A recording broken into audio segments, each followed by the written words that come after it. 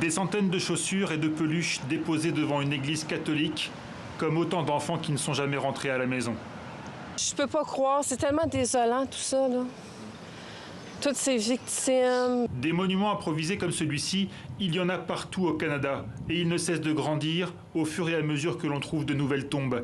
Il y a quelques semaines, à Kamloops, les restes de 215 enfants étaient découverts.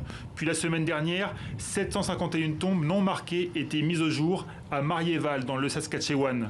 Enfin, il y a eu cette annonce à la veille de la fête nationale, 182 sépultures anonymes découvertes près de 3 anciens pensionnats pour autochtones en Colombie-Britannique. C'est traumatisant et très douloureux à gérer pour des gens comme moi qui ont passé 9 ans dans un pensionnat. Voilà la vraie histoire. Voilà ce qui est arrivé à ma communauté.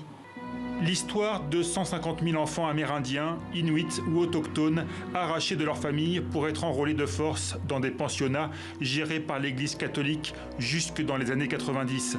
Malnutrition, mauvais traitement, abus sexuels, 4000 pensionnaires y seraient morts selon une commission d'enquête qui a conclu à un véritable génocide culturel de la part du Canada.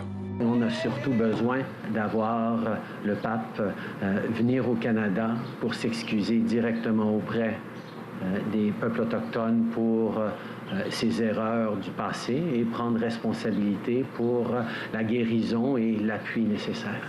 Ce jeudi, à Ottawa, les drapeaux resteront en berne. De nouvelles marches doivent avoir lieu dans plusieurs villes du pays, mais la colère monte. Selon les représentants des peuples autochtones, ces découvertes ne sont que la partie émergée de l'iceberg.